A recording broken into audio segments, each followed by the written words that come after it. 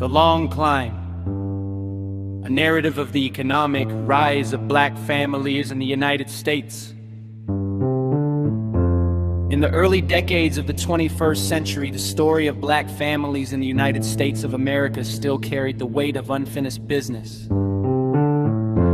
Generations had labored under systems that shaped where they could live, how they could earn, and how wealth could or could not travel forward through time. Yet, beneath those constraints, something powerful had always been brewing. Resilience sharpened into strategy, culture turned into currency, and community transformed into capital.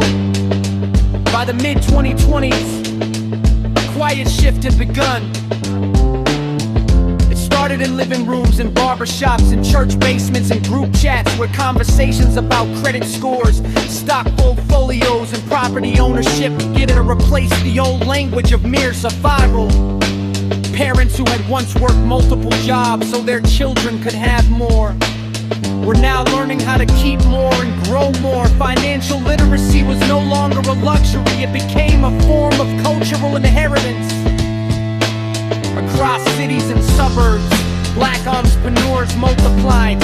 Some built tech starters from kitchen tables, others revived neighborhood school, birthing a vibrant months of commerce and culture. Beauty brands, media companies, construction firms, logistics networks, and digital platforms began to hand together an ecosystem of black-owned enterprise that circulated dollars within communities at a scale not seen before. Education, too, evolved. Families encouraged not only degrees, but ownership of skills that could not be outsourced. Coding, data science, healthcare specialties, renewable energy, advanced manufacturing, and creative industries. The idea of a good job expanded into multiple streams of aligned income. Side hustles matured into legacy businesses. Children grew up watching their parents negotiate contracts, invest in index funds, and purchase rental properties. Wealth was no longer abstract, it was visible at the dinner table. By the 2040s, these shifts compounded. Home ownership rates climbed steadily, especially in regions where black families pooled resources to purchase land and develop it collectively. Multi-generational homes returned, not out of necessity, but as intentional wealth strategy. Grandparents contributed equity, parents managed assets, young adults launched ventures without the burden of crushing debt. Black women, long the backbone of both family and labor force, emerged as one of the fastest growing groups of business owners and investors in the nation. Their leadership redefined corporate culture and redirected capital into health, education, and community-centered innovation. Black men, too, expanded their roles with increasing representation in executive leadership, skilled trades ownership, and investment networks. Mentorship pipelines grew stronger, ensuring younger boys could see a future wider than any stereotype. By 2050s and 2060s, the results were unmistakable.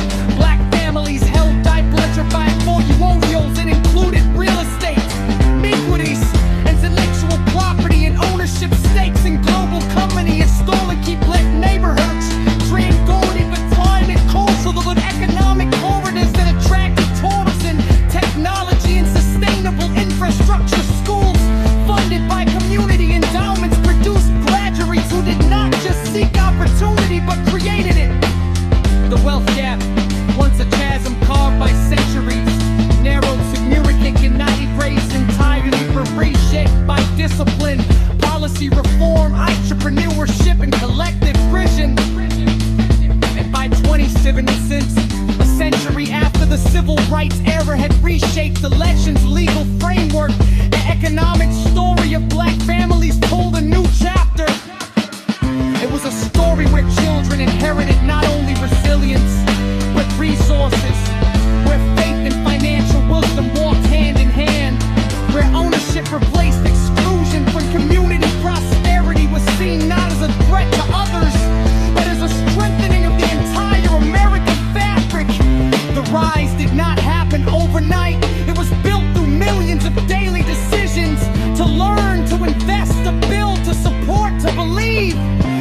rise, written in spreadsheets and sermons and blueprints and bedtime stories and contracts signed and prayers whispered.